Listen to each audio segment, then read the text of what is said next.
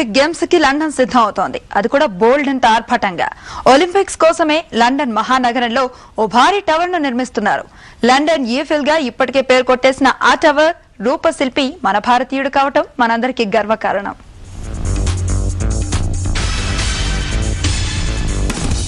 London Olympic park లో శరవేగంగా రూపుదిద్దుకుంటున్న ఈ భారీ కట్టడం పేరు ఆర్బిట్ టవర్. 2012 లండన్ ఒలింపిక్స్ లో ఈ టవరే ప్రధాన ఆకర్షణ. దీని ఎత్తు 377 అడుగులు. నిర్మాణం పూర్తయితే స్టాట్యూ ఆఫ్ లిబర్టీ కన్నా ఇదే ఎత్తైందవుతుంది. బ్రిటన్ లో అత్యంత ఎత్తైన కట్టడం కూడా ఇదే అవుతుంది. దీనిపై ఏర్పాటు చేసిన వ్యూయింగ్ ప్లాట్ఫామ్ పై నుంచి లండన్ నగర సౌందర్యాన్ని చూసేయచ్చు.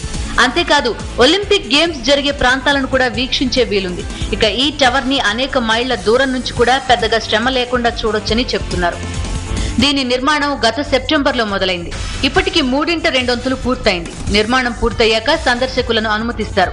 వ్యూయర్ ప్లాట్ఫామ్ చేరుకోవడానికి టవర్ లోపల లిఫ్ట్లు ఏర్పాటు చేశారు. నడిచే సత్తా ఉన్న వాళ్లు సరదాగా 455 మెట్లెక్కెళ్లొచ్చు.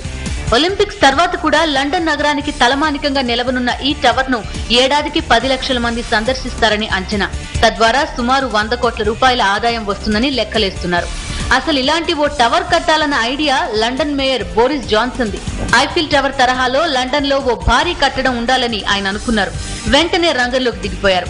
నిర్మాణానికి అవసరమైన స్టీల్ ని డొనేట్ చేయాలని స్టీల్ జైంట్ లక్ష్మీ మిట్టల్ ని బోరిస్ అడగడం, అందుకు మిట్టల్ ఓకే అనేయడం చకచకా జరిగిపోయాయి. ఇందులో మన ఇండియా ఘనత కూడా ఉంది.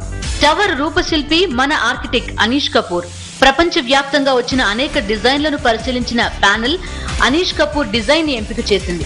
లండన్ ఐఫిల్ గా ఇప్పటికే పేరు కొట్టేసిన ఈ టవర్ ను వచ్చే ఏడాది జూన్ కల్లా పూర్తి చేయాలని భావిస్తున్నారు.